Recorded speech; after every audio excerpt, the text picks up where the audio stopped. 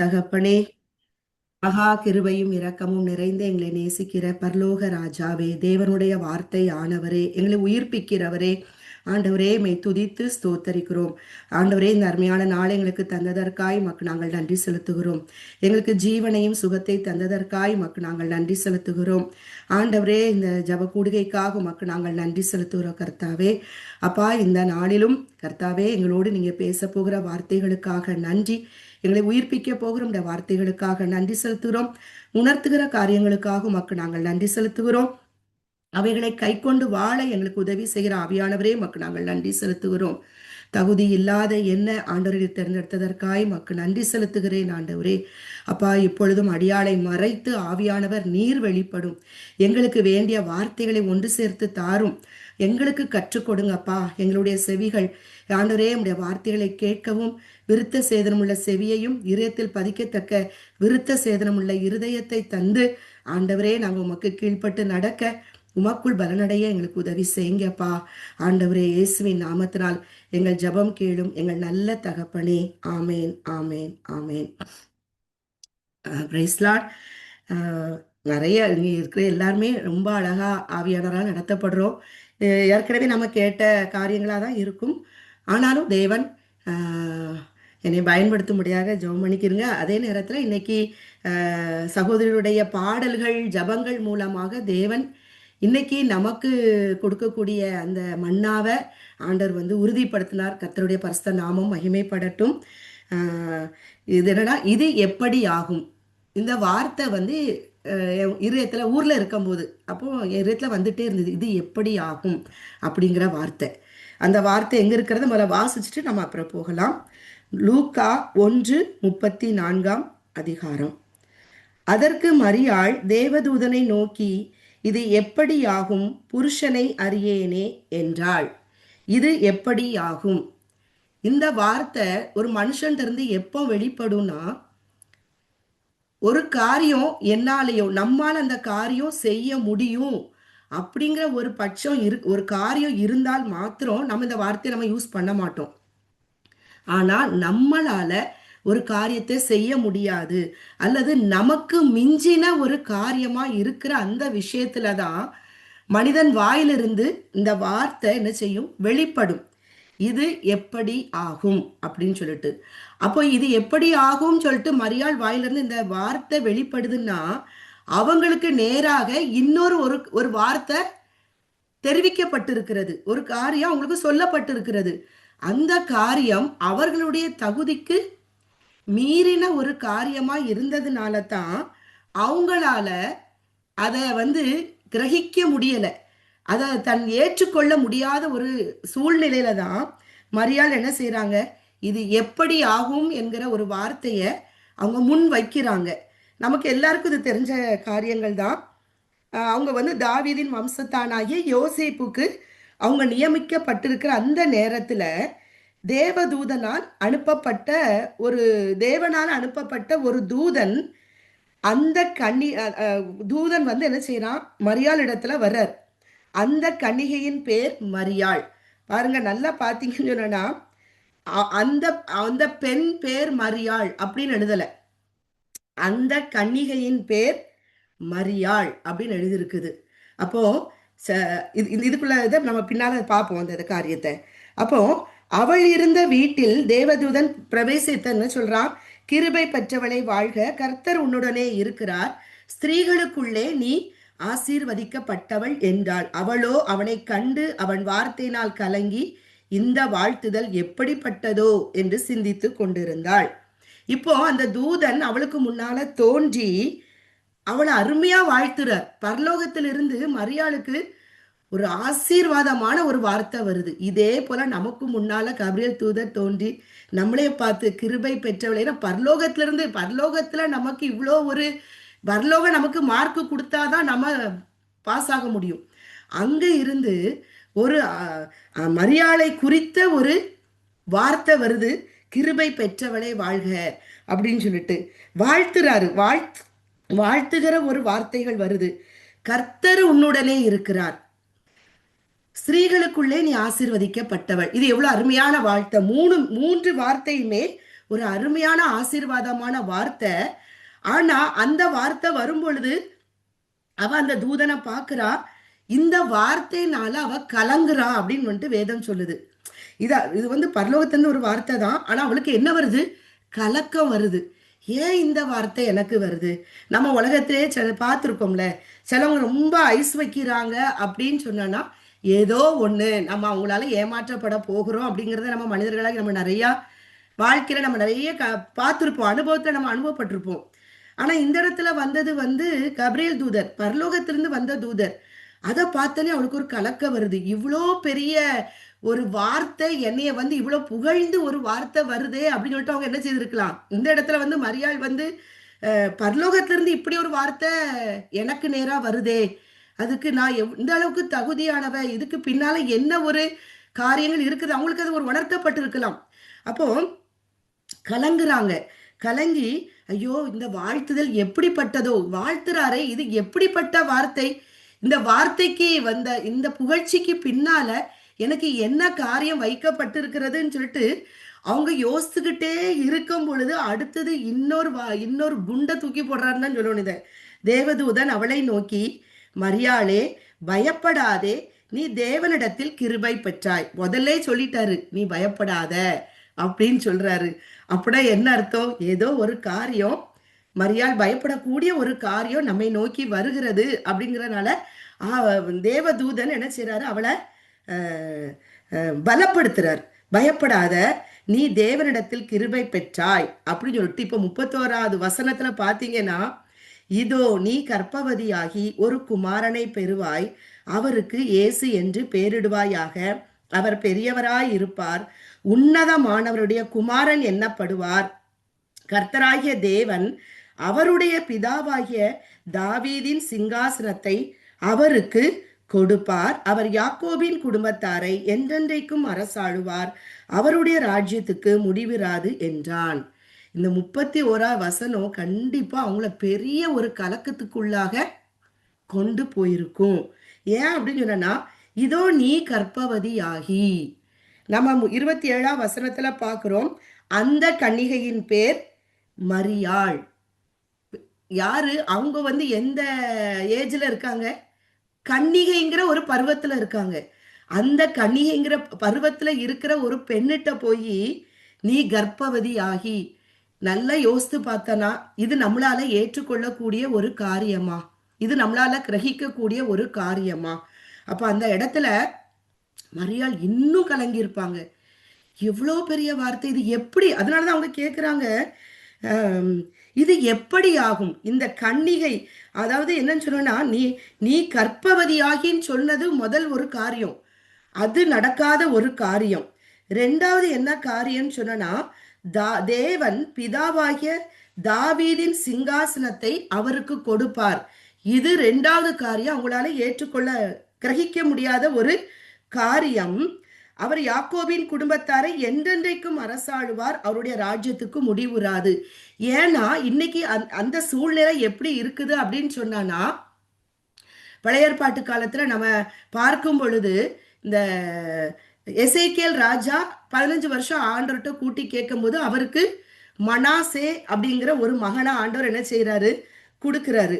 ஆனா இந்த மனாசே எப்படிப்பட்ட ஒரு மனுஷனா காணப்படுறான் அப்படின்னு சொன்னானா, கர்த்தரின் பார்வைக்கு பொல்லாப்பான செய்யற மனுஷனா காணப்பட்டார். என்னெல்லாம் பண்ணுனா அப்படின்னு சொன்னா, அந்நிய தேவர்களுக்கு மேடை கட்டின காரியங்கள், பாகாலுக்கு பலிபீடங்களை எடுப்பித்து அவன் கட்டுறான், விக்கிர தோப்பை உண்டாக்குறான், வான சேனைகளை பணிந்து கொள்றது, அவைகளை சேவிக்கிற காரியங்கள். அதுவும் இல்லாம தன்னுடைய மகனை அந்த தெய்வத்துக்கு முன்பாக தீ மிதிக்க பண்ணுகிறான். அப்புறம் நாள் பார்க்கிறான், அடுத்தது நிமித்தம் பார்க்கிறான், அஞ்சனம் பார்க்கிறவர்களையும் குறி சொல்லுகளையும் வைத்து கர்த்தருக்கு கோபம் உண்டாக்க அவர் பார்வைக்கு பொல்லாப்பானதை மிகுதியாக செய்தான். அது இல்லாம என்ன பண்ணானா, 2 நாளாகமும் 21:16 பார்க்கிறோம், குற்றமில்லாத இரத்தத்தை மிகுதியாக சிந்தினான். அதாவது மனாசே செய்யாத பாவம் ஒண்ணுமே இல்லை, அத்தனை பாவம் இங்க வந்து என்ன செய்யுது? அடங்கிருது. இது கர்த்தருடைய கோபத்துக்கு ஏதுவான மிகப்பெரிய பாவத்தை யார் செய்யறா? மனாசே செய்யறான். அடுத்தது பார்த்தானா அவனுடைய மகன் ஆமோன்கிறவன் வர்றான். அவனும் கர்த்தரின் பார்வைக்கு பொல்லாப்பானதா செய்றான். அடுத்தது பார்த்தீங்கன்னா யோசியா ராஜா வர்றாரு. ஆனா அவர் எப்படின்னா கர்த்தரின் பார்வைக்கு செம்மையானதை செய்தார். அந்த யோசியா ராஜாவை நீங்க புத்தகத்தை நீங்க போய் வாஸ்து பார்த்தீங்கன்னா ரொம்ப, அதாவது கர்த்தருடைய இதயத்துக்கு ஏற்ற எல்லா காரியமும் செய்வாரு. ஆனா அதுல பாத்தீங்கன்னு சொன்னா அந்த இடத்துல போட்டிருக்கும், மனாசேயின் செயல்கள் பாவங்கள் யூதாவை அழிக்கவும் யூதாவை தமது சமூகத்தை விட்டு அகற்றும்படியாக கர்த்தர் கட்டளையிட்டார் அப்படிங்கிற வார்த்தை 2 நாளாகவும் 24 நீங்க பாத்தீங்கன்னா இந்த காரியங்கள் அங்கு காணப்படுகிறது. அதாவது யோசியா நல்ல காரியங்கள் செஞ்சாரு. ஆனா கர்த்தருக்குள்ள மனாசே பண்ணின அந்த காரியங்கள், ஆமோன் பண்ண காரியங்கள், இது எல்லாம் நீக்க விடாதபடிக்கு யூதாவை அழிக்கவும் தன்னுடைய சமூகத்தை விட்டு அகற்றும்படியாக. ஏன்னா அவருக்கு பிடிச்ச கோத்திரமே பிடிச்சது என்னது? யூதா கோத்திரம். இயேசு கிறிஸ்தவ சொல்லும் போது என்ன சொல்றோம்? அவர் யூதா கோத்திரத்து சிங்கம். தாவீதுக்கு அவர் சொல்லும் போது என்ன சொல்றாரு? ரெண்டு சாரி சாமுவேல்ல 2 சாமுவேல்ல வந்து அவர் சொல்லும்போது அவ்வளோ ஒரு பெரிய வாக்கு தத்தத்தை தேவன் அங்கு கொடுக்கிறார். அதாவது என்னன்னு சொன்னா, நான் வந்து உன்னுடைய 1 ராஜாக்கள் கர்த்தர் சொல்லும்போது 1 ராஜாக்கள் சரி 2 சாமுவேல் 3 அதிகாரமா? 2 சாமுவேல் 7 அதிகாரம். ரெண்டு நான் அவனுக்கு அவன் என் சொல்லுங்க. நாமத்திற்கென்று ஒரு ஆலயத்தை கட்டுவான். அவன் ஆ ராஜ்யபாரத்தின் சிங்காசனத்தை என்றைக்கும் நிலைக்க பண்ணுவேன். ஆ நான் அவனுக்கு பிதாவாய் இருப்பேன். அவன் ம் எனக்கு குமாரனாய் இருப்பான். அவன் ம் அக்கிரமம் செய்தால் நான் அவனை மனுஷருடைய மிலாற்றினாலும் ம். மனுபுத்திரருடைய அடிகளினாலும் தண்டிப்பேன். உனக்கு முன்பாக நான் தள்ளிவிட்ட சவுலிடத்தில் இருந்து என் கிருபையை விலக்கினது போல அவனை விட்டு விலக்க மாட்டேன். ஆ இதுல உன் பாத்தீங்கன்னு வீடும் சொன்னா அதுல உன் வீடும் உன் வீடும் சரி, உன் ராஜ்யமும் என்றென்றைக்கும் உனக்கு முன்பாக ஸ்திரப்பட்டிருக்கும். எனக்கு உன் முன்பாக. கர்த்தருக்கு முன்பாக ஆமேன். ம் உன் எனக்கு உன் ராஜாசனம் என்றென்றைக்கும் நிலை பெற்றிருக்கும் என்கிறார் என்று சொல்லச் சொன்னார். போதும். அதுல என்ன சொல்றாரு? தாவீதுக்கு ஒரு வார்த்தையா கர்த்தர் வந்து ப்ராமிஸ் வேர்ட் கொடுக்கிறார். அது என்ன வார்த்தை? உன் வீடும் உன் ராஜ்யமும் என்றென்றைக்கும் எனக்கு முன்பாக ஸ்திரப்பட்டிருக்கும். எனக்கு முன்பாக உன் வீடு ஸ்திரப்பட்டிருக்கும், உன் ராஜ்யம் ஸ்திரப்பட்டிருக்கும், உன் ராஜாசனம் என்றென்றைக்கும் என்ன செய்திருக்கும்? நிலைத்திருக்கும் என்று ஆண்டவர் சொன்னார். அந்த சிங்காசனத்துல நான் ஒரு உன் குமாரன்ல ஒருத்தரை நான் வைப்பேன், ஒரு விளக்கு அணையாமல் இருக்குன்னு சொன்னாரு. அது வந்து யூதா கோத்திரத்துக்கு சொல்றாரு. ஆனா இந்த இடத்துல அவருக்கு என்ன வருது? மிகப்பெரிய கோபம் வருது. இது இந்த யூதா கோத்திரத்துல உள்ளவர்கள் தான் இந்த ராஜாக்கள்லாம். இப்போ அவருக்கு எப்படிப்பட்ட கோபம் வருதுன்னா, யூதாவை அழிக்கவும் தன்னுடைய சமூகத்தை விட்டே விலக்கணும். அது எவ்வளோ பெரிய ஒரு, அவருடைய சமூகத்தை விட்டு நம்ம ஒரு மனுஷனை விலக்கிட்டாருங்கிறதானா அது எவ்வளோ பெரிய சாபம். அந்த மனுஷனுக்கு எந்த ஒரு நம்பிக்கை இல்லாத ஒரு சூழ்நிலைக்கு அந்த மனிதன் தள்ளப்படுவான். மனிதர்களால தள்ளப்பட்டா நமக்கு ஒரு சமூகம்னு ஒண்ணு இருக்குது, தெய்வ சமூகம்னு ஒண்ணு இருக்கு. ஆனா தெய்வ சமூகமே ஒரு மனுஷனை தள்ளி விடும் பொழுது அவனுக்கு நம்புறதுக்கு அங்க ஒரு இடமே இல்லாத ஒரு இடத்துல தான் இருக்கிறாங்க. அப்போ அடுத்தது பாத்தீங்கன்னா யோயாக்கிம், அவனும் பொல்லாப்பானதை செய்யறான். அப்புறம் அதுக்கு பின்னால வர சிதேக்கியா, எல்லாருமே பொல்லாப்பானதை செய்ததுனால இவங்களை என்ன செய்யறாரு?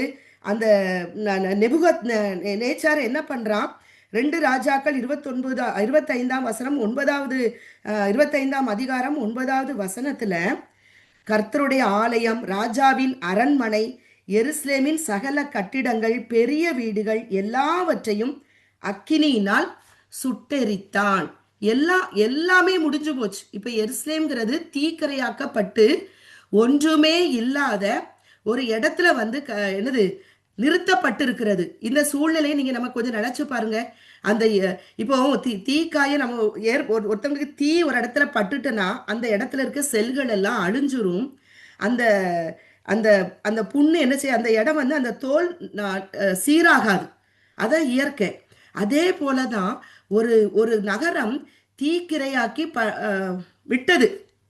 ஆனா கர்த்தருடைய வார்த்தை என்ன செய்யுது? இருக்குது. தாவீதுக்கு சொன்னது இருக்குது. நான் உன்னுடைய சிங்காசனத்தை நான் நிலைக்க பண்ணுவேன் அப்படி சொன்னது எல்லாமே இருக்குது. ஆனா இன்னைக்கு பார்க்குற சூழ்நிலை எப்படி இருக்குது? அந்த நம்பிக்கை இல்லாத ஒரு சூழ்நிலையில எருசலேம் என்ன செய்யுது? தீக்கிரையாக்கப்பட்டு விட்டது. ராஜாங்கமே அழிக்கப்பட்டு விட்டது. எல்லாத்துக்கும் மேலாக தேவன் தங்கி வாசம் செய்ய சாலமோனால் கட்டப்பட்ட அந்த ஆலயம் ஒன்றும் இல்லாம அது என்னது? தீக்கிரையாக்கப்பட்டு விட்டது. நம்பிக்கையற்ற ஒரு சூழ்நிலை வந்து நிக்குது. இந்த சூழ்நிலையில தான் இப்ப யாரு? காப்ரியேல் தூதர் வந்து மரியாள்கிட்ட சொல்றாங்க. என்ன சொல்றாங்க? உன்னத அவர் பெரியவராய் இருப்பார், உன்னதமானவருடைய குமாரன் என்னப்படுவார், கர்த்தராகிய தேவன் அவருடைய பிதாவாகிய தாவீதின் சிங்காசனத்தை அவருக்கு கொடுப்பார்.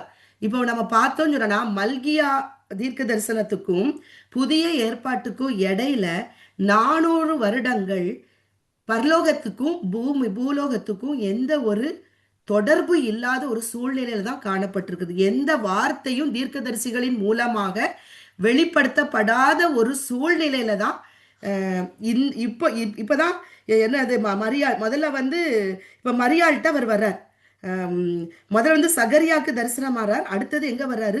மரியாள்கிட்ட இந்த வார்த்தை, அதாவது 400 வருடங்கள் முன்னால தாவீதுக்கு சொல்லப்பட்ட அந்த வார்த்தைகள் எல்லாம் அபத்தமாகி போயிட்டு இப்போ ஒண்ணுமே இல்லை.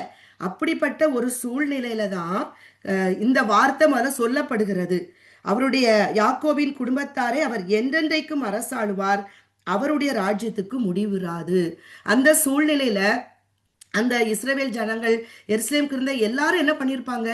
எல்லாம் முடிஞ்சு போச்சு அப்படிங்கிற ஒரு சூழ்நிலையில தான் அந்த மக்கள் வாழ்ந்திருப்பாங்க, தன் இஷ்டத்துக்கு வாழ்ந்திருப்பாங்க. ஆனா அந்த இடத்துல இந்த மரியாள், அன்னை மரியாள் எப்படி பண்ணாங்கன்னா, இல்ல, அவங்களுக்குள்ளாக ஒரு விசுவாசம் இருந்தது. தேவன் கொடுத்த அந்த வார்த்தையை அவங்க விசுவாசிச்சிருக்காங்க. அதனால எப்படியும் நம்ம வாழலாம் அப்படிங்கிற ஒரு வாழ்க்கை வாழாம அன்னை மரியாள் எப்படி வாழ்ந்தாங்கன்னா, தன்னைய பரிசுத்தமாய் காத்து கொண்டாங்க. ஒரு ஒழுக்கமுள்ள பெண்ணாக அந்த இடத்துல காணப்பட்டிருக்காங்க. ஒரு தேவ பக்தி நிறைந்த ஒரு பெண்ணாக அன்னை மரியாள் காணப்பட்டதுனால தான் அன்னைக்கு இருந்த பெண்களுக்கு எல்லாவற்றிலும் பரலோகம் அவங்கள பாக்கியவதியாய் பார்த்தது. ஒரு ஆசீர்வதிக்கப்பட்ட பெண்ணாக, கிருபை பெற்ற பெண்ணாக மரியாளை பார்த்தது. ஏன்னா அன்னைக்கு தேவனுடைய வார்த்தை எதுவுமே இல்லை. தாவீதுக்கு சொல்லப்பட்ட வார்த்தைகள் எல்லாம் முற்றுப்புள்ளி வைக்கப்பட்டதுன்னு மக்கள், ஏன்னா அதுக்கப்புறம் தீர்க்க தரிசனம் இல்லை, வார்த்தைகள் இல்லை அப்படின்னு சொன்னானா, அப்ப அப்படி இருக்கிற ஒன்றும் இல்லை. நம்ம ஒரு நாள் ஜபம் பண்ணல, தேவனுடைய வார்த்தை இன்னைக்கு நம்ம படிக்கலன்னு வச்சுக்கிறோங்களேன், தியானிக்கவே இல்லை, நம்ம பாட்டுக்குள்ள இன்னைக்கு இருக்கிறோனாலே அன்னைக்கு அதுக்குள்ள வித்தியாசத்தை நம்மளால பார்க்க முடியும். நம்ம தூரமா போயிடுவோம். இல்லை, அதுவும் இன்னொரு ஒரு வாரமே நம்ம ஒண்ணுமே படிக்கலன்னு வச்சுக்கோங்க, நமக்கும் தேவனுக்குள்ள தொடர்பே இல்லாம போயிடும், எல்லாமே மறந்துடும், அந்த ஆவிக்குரிய காரியம் ஒண்ணுமே நம்மள்கிட்ட இருக்காது. ஆனா 400 வருஷம் எந்த தொடர்பே இல்லாத அந்த சந்ததிகள் எல்லாமே எப்படி வாழுனா, தன் இஷ்டம், அவனவன் தன்னுடைய மனம் போல போக்கில் வாழ்ந்த அந்த காலத்துல தான் அன்னை மரியாளை பரலோகம் தெரிந்தெடுத்து இவ்வளோ பெரிய, நம்ம சொல்லுவோம் இல்லையா, ப்ராஜெக்ட் ஒர்க்கை கொடுக்குது அவங்க கையில. இந்த ஒரு பெரிய ஒரு திட்டத்தை தேவன் பரலோகத்துல போட்ட திட்டம். இதை எப்பவும் சொல்றது அதே தான். ஆதியாகமம் 3:15 சொல்லப்பட்ட அந்த திட்டத்தின் அவள் வித்துக்கும் உன் வித்துக்கும் அது எங்க நிறைவேறுவது? புதிய ஏற்பாட்டில் நிறைவேறுகிறது. அதற்கு தெரிந்தெடுத்துக்கப்பட்ட பாத்திரம்தான் அன்னை மரியாள். தன்னை அவங்க என்ன செய்யறாங்க? அர்ப்பணிக்கிறாங்க. அப்போ இப்போ அவங்களுக்கு என்னன்னா, நான் அதனாலதான் அவங்க கேட்குறாங்க, நான் புருஷனை அறியேனே, நான் எப்படி கர்த்தாங்க முடியும்? நான் கண்ணி. இது இது இது வந்து இயற்கை. உலகம் முழுதுமே இந்த காரியம் வந்து ஒத்துக்கொள்ளக்கூடிய ஒரு பெரிய காரியம். அப்ப நான் எப்படி இந்த காரியத்தை இதை நான் ஏற்றுக்கொள்ள முடியும் அப்படின்னு சொல்லிட்டு மரியாள் வந்து என்ன செய்யறாங்க? கலங்குறாங்க. அவங்க கலங்குறதுல முக்கிய காரியங்கள் உண்டு. அப்ப அதற்கு இப்போ இதுக்கு முன்னால நான் சொல்றேன்னா, இந்த ராஜாங்கத்தை தேவன் என்ன பண்றாரு? முதல்ல அங்க சுட்டரிக்கப்பட்ட ஆலயம், அந்த ஆலயம் மீண்டும் கட்டப்படுகிறது. அப்ப அது எப்ப கட்டப்படுதுன்னா, தரியு ராஜா, கோரேஸ் ராஜா இவங்கெல்லாம் எழும்பும் பொழுது ஆண்டவர் கோரேஸ் ராஜாவோட இதயத்துல என்ன செய்யறாரு? எழுப்புறாரு. எழுப்பி அந்த இடிக்கப்பட்ட அலங்கத்தை தேவன் என்ன செய்யறாரு, பாபிலோன்ல சிறை கைதிகளா இருந்த எஸ்ரா நெகேமியாவுக்கு அப்ப அந்த ராஜாக்கள் கண்கள்ல ஒரு கிருபையும் தயவையும் கிடைக்க செய்து அவங்கள மீண்டும் எருசலேமுக்கு அனுப்பி அதுக்குடைய தேவைகள் எல்லாவற்றையும் என்ன செய்து பரலோகம் சந்திக்குது. மீண்டும் அந்த ஆலயம் மீண்டும் கட்டப்படுகிற ஒரு காரியங்கள். அப்போ ஒரு காரியம் முடிஞ்சு போயிட்டு இது நடக்காது அப்படின்னு சொல்லப்பட்ட இருந்த இடத்துல மீண்டும் எருசலேமில் என்ன பண்ணப்படுகிறது, அந்த ஆலயம் கட்டப்படுகிறது. அப்புறம் அடுத்தது பார்த்தீங்கன்னு சொன்னா இப்போ இப்ப ராஜாங்கம் முடிஞ்சு போச்சு. ஆனா தேவன் சொல்றாரு, இவ்வளவு நாள் நான் மனிதர்களை கொண்டு அந்த இடத்துல வச்சேன், இனிமே என்னது, அவங்க எல்லாரும் பாவம் செய்யறாங்க, அதனால என்னுடைய பரிசுத்த வித்தை நான் இந்த உலகத்துல அனுப்பி அந்த சிங்காசனத்தை நான் என்ன பண்ணுவேன், அவன் தாவீதின் குமாரன் என்ன படுவார், அந்த சிங்காசனத்துல நான் என்ன பண்ணுவேன், அவரை நான் அமர்த்துவேன். அந்த சிங்காசனத்துக்கு என்ன இருக்காது, முடிவே இருக்காது அப்படிங்கிற ஒரு செய்தியையும் மரியாளுக்கு அந்த இடத்துல சொல்லப்படுகிறது. இப்போ இவங்க சொல்றாங்க, நான் புருஷனை அறியலையே, நான் என்ன பண்ணுவேன் அப்படின்னு கேட்கும்போது அதற்கு கபிரியேல் தூதன் என்ன பதில் சொல்றார் பாருங்க. தேவதூதன் அவளுக்கு பிரதி உத்தரமாக, பரிசுத்த ஆவி உன்மேல் வரும், உன்னதமானவருடைய பலம் உன்மேல் நிழலிடும், ஆதலால் உன்னிடத்தில் பிறக்கும் பரிசுத்தம் உள்ளது தேவனுடைய குமாரன் என்னப்படும். அதற்கு தேவதூதன் கொடுத்த பதில் என்னன்னு சொன்னா, பரிசுத்த ஆவி உன்மேல் வரும். பரிசுத்த ஆவி, பரிசுத்த ஆவியானவர் வேற, பரிசுத்த ஆவி வேற. ஆவியானவர் ஆழ்தத்துவம் உடையவர். இந்த இடத்துல சொல்லப்பட்ட பரிசுத்த ஆவி என்கிறது என்னதுன்னா தேவனுடைய வார்த்தை. நம்ம பார்த்திருக்கோம்ல, யோவான் 6:63 பாருங்களேன், ஆவியே உயிர்ப்பிக்கிறது, மாம்சம் ஒன்றுக்கும் உதவாது. அவருடைய வசனம் ஆவியாயும் ஜீவனாயும் இருக்கிறது அப்படின்ட்டு அங்க இருக்கிறது. இந்த இடத்துல என்னது, பரிசுத்த ஆவி உன்மேல் வரும். இப்போ நம்ம மேல நம்ம வாழ்க்கையிலையும் தேவன் நிறைய வார்த்தையை தந்திருக்கிறார். பரிசுத்த ஆவி நம்மேல் வந்திருக்கிறது. அவரால் தெரிந்து கொள்ளப்பட்டிருக்கிறோம் என்றால் நம்மளையே நடத்துகிற பாதை உலகத்துல இருக்கிறவங்களுக்கு கொடுக்கப்பட்ட பாதை கிடையாது. அவங்கெல்லாம் உலகத்தின் பங்கை பெற்று கொண்டவர்கள். நம்ம உலகத்தின் பங்குக்காக மாத்திரமல்ல, நித்திய சுதந்திரத்தை நாம பெற்றுக்கொள்ளத்தக்கதாக அவரால் உலகத்துல நிறைய பேர் அவர் தெரிந்து கொண்டிருக்கிறார், அழைத்து தெரிந்து கொண்டிருக்கிறார். அந்த தெரிந்து கொண்டதுல நம்ம எல்லாரும் அதுல நாம இருக்கிறோம், அடக்கம், அதுல நாம எல்லாரும் இன்க்ளூடா இருக்கிறோம். அப்போ அந்த வார்த்தை வரும், உன்மேல் என்ன சொல்றாரு, உனக்கு பரிசுத்தாவி உன்மேல் வரும். இன்னைக்கு நம்ம எல்லாருமே ஒரு காலகட்டத்துல, இன்னைக்கு இதுல இருக்கிற பெண்களா இருக்கலாம், அல்லது நம்ம ஒவ்வொருவருக்கும் தெரிந்து அவரால் தெரிந்து கொள்ளப்பட்ட ஒரு ஆவிக்குரிய பெண்ணா இருக்கலாம். நம்ம எல்லாரும் வாழ்க்கையில நீங்க சொன்னா, இப்ப நம்ம எல்லாரும் நம்மளுடைய கவலைகளை சொல்லணும்னா நம்ம ஒரு பெரிய லிஸ்ட் சொல்லுவோம், இப்படி இருக்கு, இப்படி இருக்கு, அப்படி இருக்கு, இது எப்படி நடக்கும் தெரியாது. உண்டா இல்லையா? இது கண்டிப்பா நம்ம எல்லார் வாழ்க்கையில இருக்குது. ஆனா நம்ம அப்படியே சோர்ந்து போயிற நேரத்துல, நீ சோர்ந்தே போ அப்படின்னு விட்டாரா? இல்ல.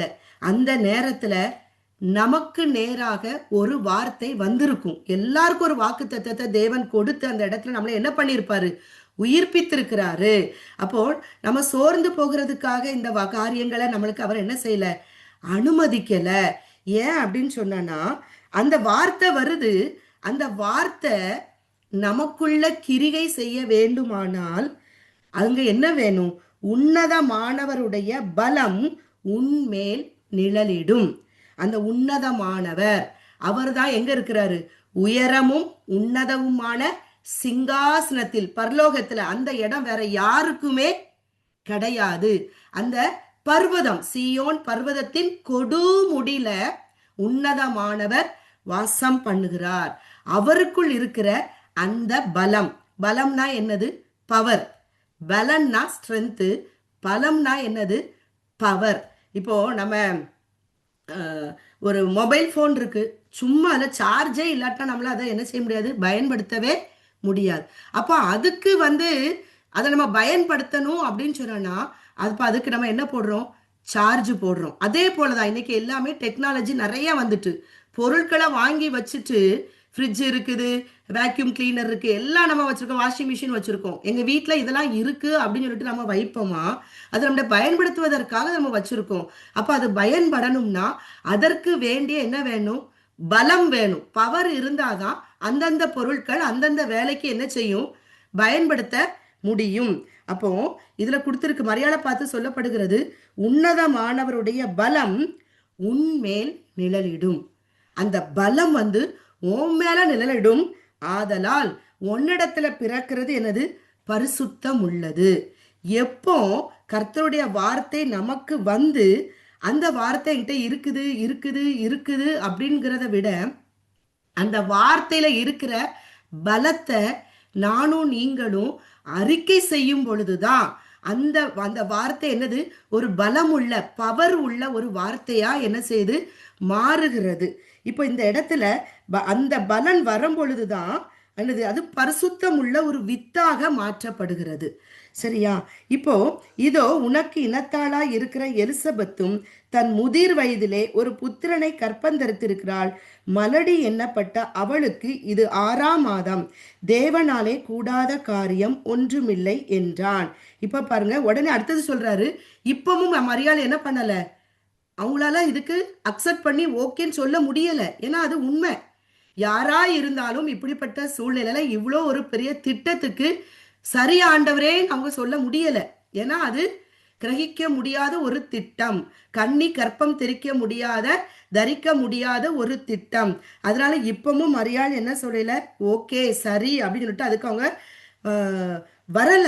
அதுக்காக பரலோகம் மரியாள்கிட்ட என்ன பண்ணல, கோவப்படல. ஏன்னா அவருக்கு தெரியும், மனிதர்கள் இது எவ்வளோ பெரிய ஒரு திட்டத்தை நான் இன்னைக்கு மரியாள் கையில கொடுக்குறேன் அப்படிங்கிறது பரலோகத்துக்கு நன்றாகவே தெரியும். அதனாலதான் இன்னும் மரியாதை என்ன செய்து பலப்படுத்துகிறது. என்னன்னா, உன் இனத்தாளாகிய எலிசபெத்தும் முதிர் வயதிலே ஒரு புத்திரனை கற்பந்தரித்திருக்கிறாள். இப்போ இவள்கிட்ட சொல்லப்பட்டது என்னது? கண்ணியின் கற்பம். கண்ணின் கற்பத்துல ஒரு பரிசுத்த வித்து வருங்கிறாரு. இப்ப அடுத்தது சொல்றாரு, முதிர் வயதிலே உன் இனத்தாள் ஆகிய. நமக்கு நல்லா தெரியும், ஒரு வயசான ஒருத்தவங்களுக்கு குழந்தை பிறக்குமா? இன்னைக்கு நம்ம யோசித்து பாருங்க, இது நடந்திருக்குது. ஆபிரகாம் சாராளுக்கு நடந்திருக்குது. இன்னைக்கு நம்ம வாழ்கிற காலத்துல இன்னைக்கு நிறைய நம்ம சாட்சிகள் கேட்கிறோம். அவங்க 50 வயசுல 55 வயசுலாம் சாட்சி, அவங்க கர்த்தர் வாக்குத்தத்தம் குழந்தைகளை பெற்று எடுத்திருக்காங்க. இது சொல்லப்படுது முதிர் வயது, ரொம்ப ஒரு வயதான காரியம். அதாவது எல்லாமே முடிஞ்சது, இதுங்களுக்கு குழந்தை பிறக்காது அப்படிங்கிற ஒரு இடத்துல. ரெண்டாவது என்னன்னா, மலட்டு கற்பம். மலட்டு கற்பம் இருக்குது, ஆனா அதை பெற்றுக்கொள்ளக்கூடிய தன்மை அங்க இல்லை. அதனால ஒன்றும் செய்ய முடியாது. இருக்குது ஆனா பிரயோஜனம் இல்லை. அதுதான் என்னது? மலடு. அப்படிப்பட்ட அவளுக்கு இது 6ஆம் மாதம், தேவனாலே கூடாத காரியம் ஒன்றுமில்லை என்றான். இவ்வளோ சொன்ன பிறகுதான் மரியாள் என்ன செய்யறாங்க, அவங்க அவங்க விசுவாசத்துல விசுவாசமுடைய ஒரு பெண், தேவனுக்கு பயந்து நடக்கிற ஒரு பெண், தேவ பக்தி உள்ள ஒரு பெண், தன்னுடைய இதயத்துல எப்பவும் அவருக்காக வாழ்ந்த ஒரு பெண். ஆனால் அவங்களுக்கு இந்த திட்டம் மிக கடினமா இருந்ததுதான். ஆனா அந்த இடத்துல அவர் திருப்பின்னு சொல்லும் போது, ஒரு மலட்டு கற்பத்துல ஒரு மகனை ஆண்டவர் கொடுத்திருக்கிறாரு இப்படிலாம் சொல்லி அவளை பலப்படுத்தும் பொழுது, அப்போ சொல்ல, தேவனால கூடாத காரியம் ஒன்றுமே இல்லை.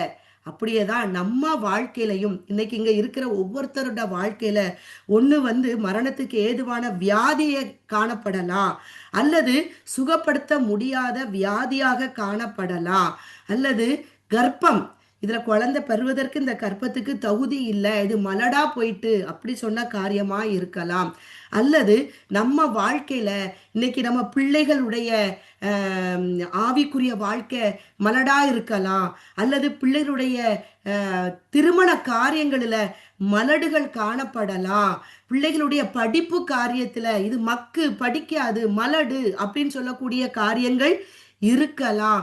இதால ஒன்று செய்ய முடியாத ஒரு இடத்துல இந்த பிள்ளை இருக்குது அப்படிங்கிற ஒரு காரியமாக இருக்கலாம். நான் சொல்றேன், இதுல கண்டிப்பா இருக்கிற ஒவ்வொருத்தருடைய வாழ்க்கையிலையும் ஒரு இயலாமையில தான் நம்மளை எல்லாரையும் தெரிந்தெடுத்திருக்கிறார் கர்த்தர்.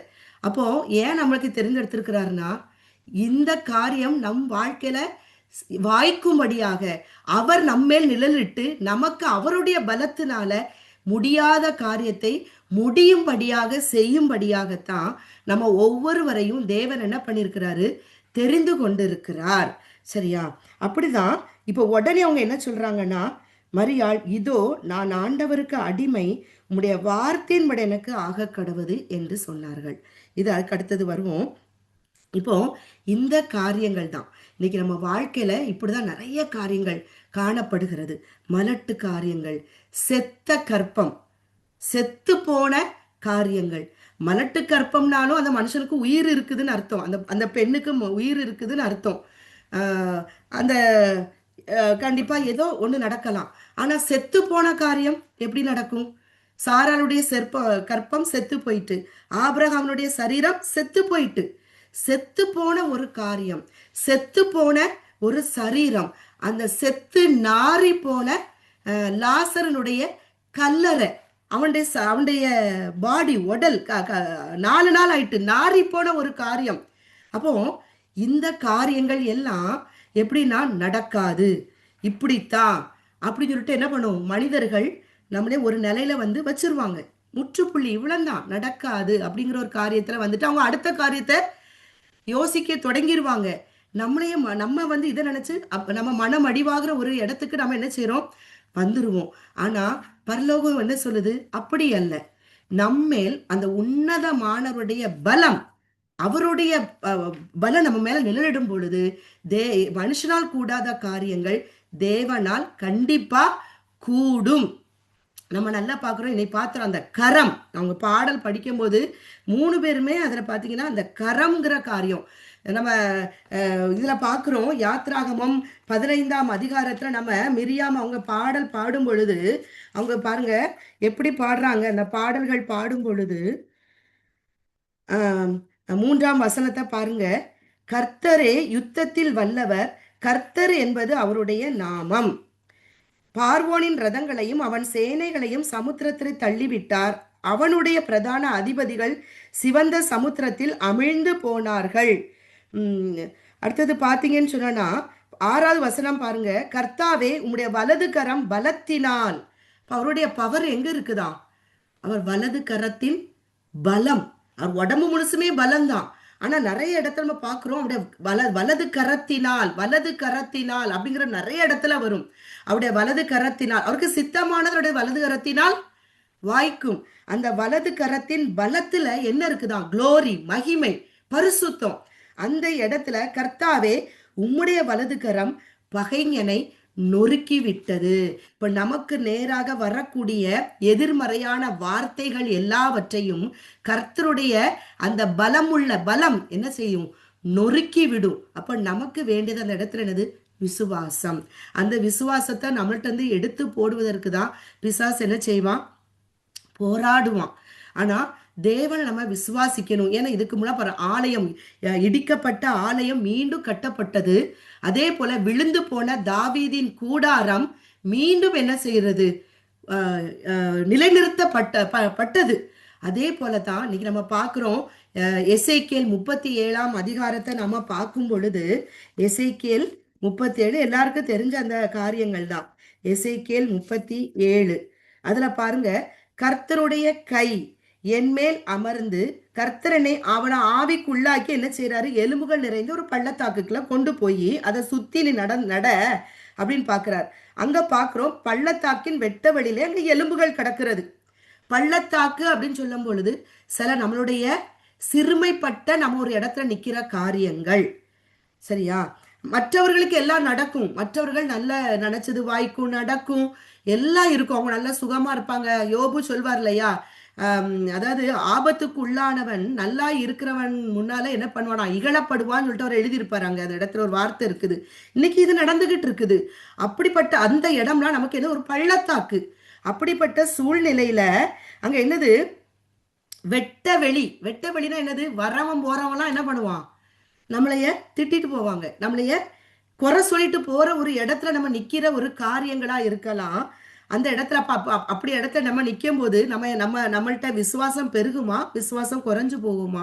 நம்ம விசுவாசம் என்ன செய்யும்? உலர்ந்து போயிரும். அப்படிப்பட்ட சூழ்நிலையில தான் நிறைய நேரம் தேவன் நம்மளே நிற்க பண்ணுகிறார். ஏன் அப்படின்னு சொன்னா, அவருடைய பலம் என்னங்கிறத நம்ம மாத்திரம் இல்ல, நம்மை சுற்றி இருக்கிறவர்கள், நம்முடைய குடும்பங்கள், நம்மளுக்கு பழகின புறஜாதிகள் கர்த்தர் நமக்கு செய்கிற நன்மைகளை கண்டு நாம் தொழுது கொள்கிற தேவன் எவ்வளவு எவ்வளவு பலமுள்ள தேவன் என்கிறத நம் மூலமாய், நம் பிள்ளைகளின் மூலமாய், நம் சந்ததிகளின் மூலமாய், தலைமுறைகளின் மூலமாய் தன்னை அவர் வெளிப்படுத்த சித்தமாய் இருக்கிறார். அப்படிங்கிறதுனால தான் நம்ம வாழ்க்கையில மனுஷனால் கூடாத காரியங்கள் எல்லாம் நம்ம வாழ்க்கையில அனுமதிச்சிருக்கிறாரு.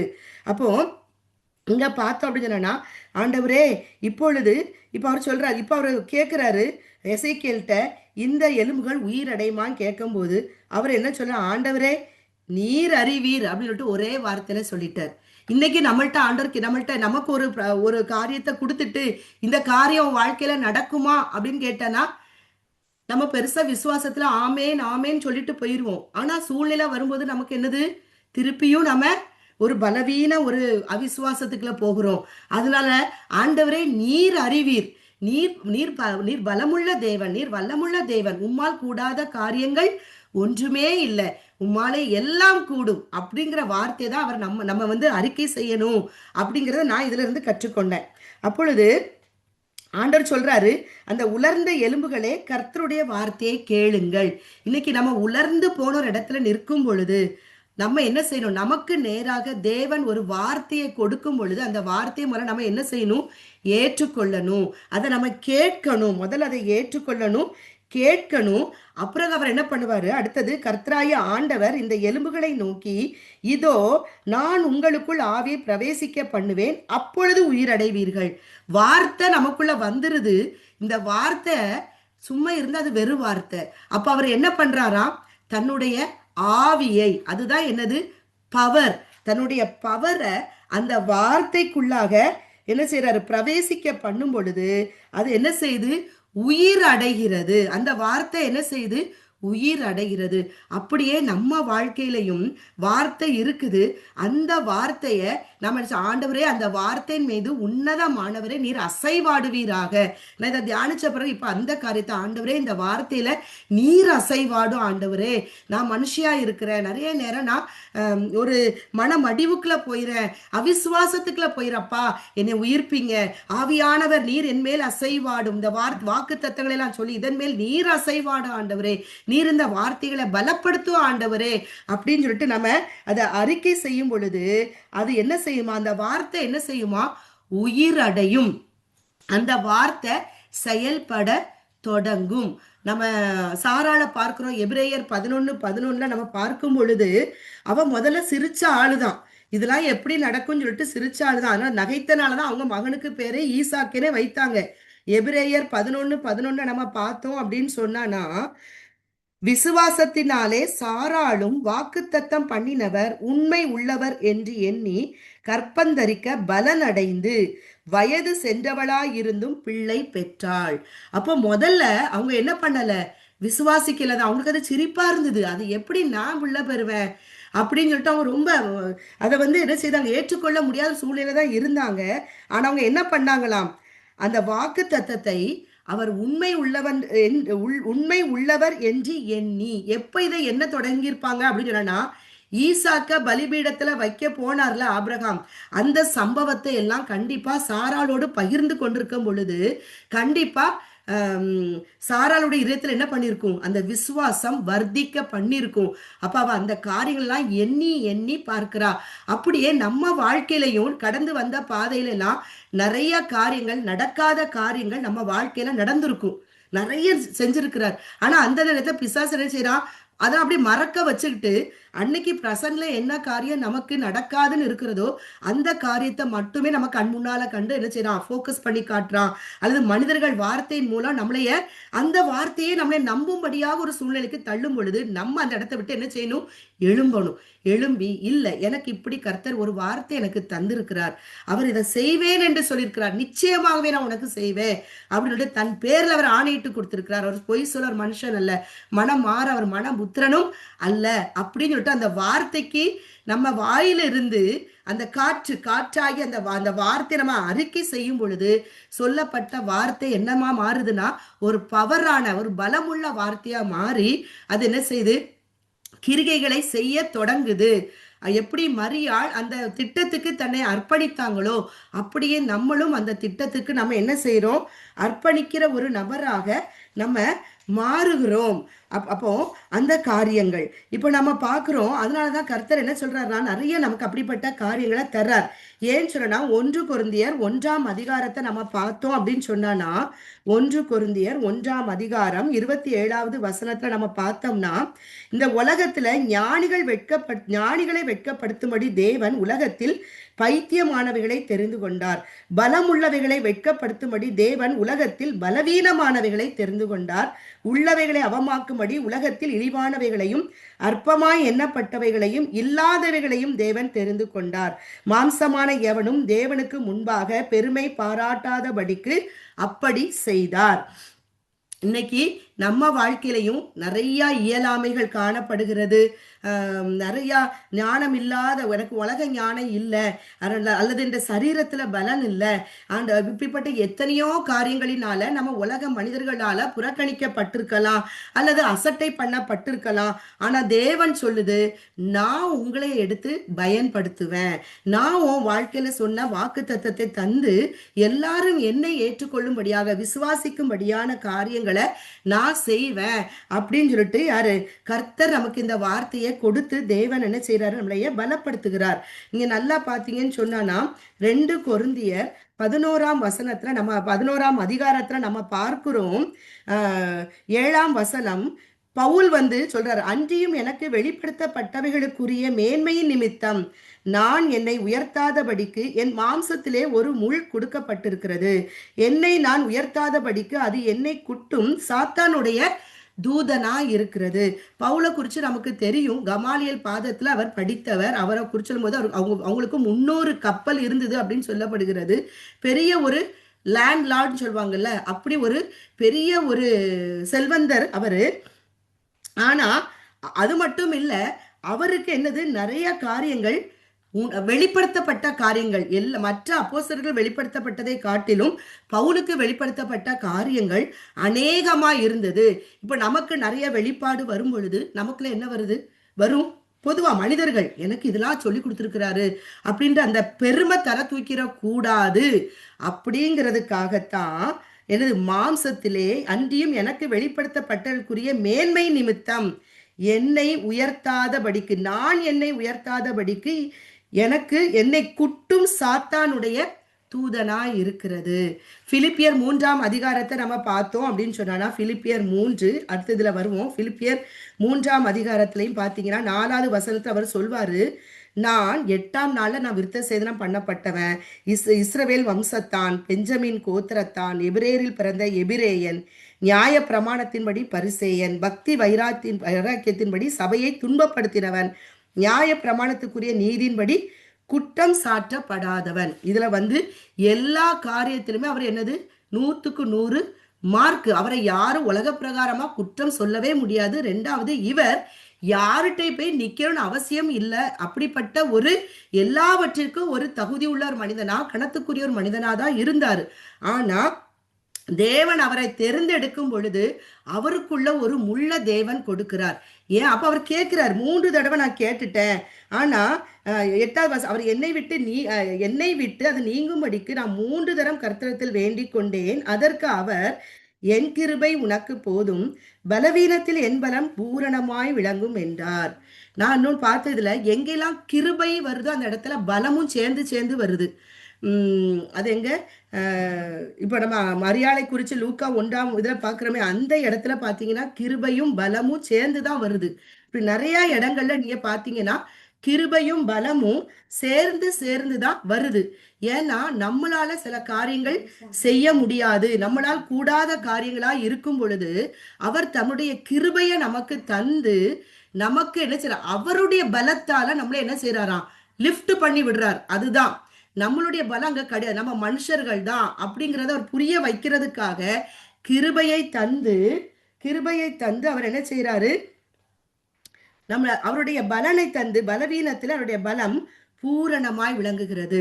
இன்னைக்கு ஏன்னா பவுல் என்ன சொல்லியிருப்பாரு, எனக்கு இவ்வளோ தாளந்து இருக்கிறதுனால நான் இவ்வளோ எனக்கு வெளிப்படுத்த, எனக்கு எல்லா அறிவு இருக்குது, அதனால இது எல்லாம் எனக்கு எல்லாமே நானே எல்லாம் வெளிப்பாடுகளை பெற்றுக்கொண்டேன் அப்படின்னு சொல்லிடுவாரு.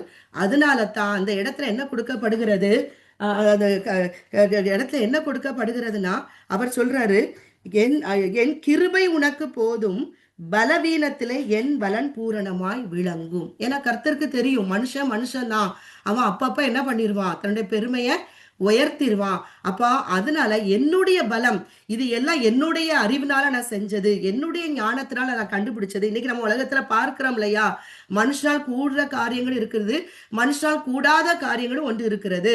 இன்னைக்கு நம்ம பார்க்கிறோம் இந்த ஏஐ அப்படிங்கிறாங்கல்ல, எனக்கு ஏஐங்கிறது வந்து ஆர்டிபிஷியல் இன்டெலிஜென்ட் அப்படிங்கிறாங்க, அப்படிதானே?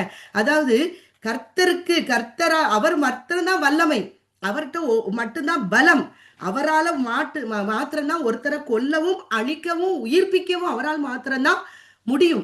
பிசாசு என்ன பண்ணுவான், பொய் சொல்லுவான், அவன் என்ன செய்வான், திருடவும் அழிக்கவும் தான் அவன் வர்றான், வேற ஒண்ணுக்குமே அவன் வரல. இன்னைக்கு அவன் என்ன பண்றான், கடவுளுக்கு கர்த்தருக்கு நிகராக தன்னை இந்த உலகத்துக்கு வேஷம் போட்டு காட்டிக்கிட்டு இருக்கான். மனிதன் மூளை தான் இன்னைக்கு கர்த்தர் கொடுத்த அந்த மனிதனுடைய மூளை. இன்னைக்கு அதற்கு நிகராக அவனும் என்ன செய்ய, ஆர்டிபிஷியல் இன்டெலிஜென்ஸ் சொல்லிட்டு ஒன்ன உண்டாக்கி அது மனிதனுக்கு ஒரு பக்கம் நன்மை செய்கிற காரியங்கள். இன்னைக்கு நம்ம கை கால் வலிகள் இருக்கனால நம்ம ஈஸியா மிக்சியில நம்ம அரைச்சுக்கிறோம், எல்லாமே நம்ம வச்சிருக்கிற எல்லாம் இன்னைக்கு உள்ள மின்சார மின் பொருட்கள் எல்லாமே என்னது ரொம்ப அட்வான்ஸோட நம்ம வாங்கி வச்சிருக்கோம். அது நம்ம தேவைகள், அது ஒரு பக்கம் இருக்குது. இன்னொரு தேவை என்னன்னா, அது மனித குலத்தை என்ன பண்ணுமா, சீரழிக்க கூடியதுதான் என்னது, அந்த ஏஐ. இது யாரால உண்டாக்கப்பட்டது, ஒரு மனுஷனால உண்டாக்கப்பட்டது. அது மனிதனால கூடும், அவன் அது மனுஷனால செய்யப்பட்டது. அவன் என்ன பண்ண, நிகராக ஒரு குழந்தைய உருவாக்கிடலாம் அப்படின்ட்டு அதெல்லாம் செஞ்சு காட்டுறாங்க.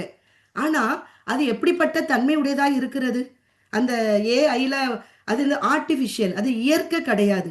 அப்ப அது எப்படி இருக்கிறது, அந்த குழந்தை ஒரு ஒரு நல்ல பிரஜையா காணப்படுமா?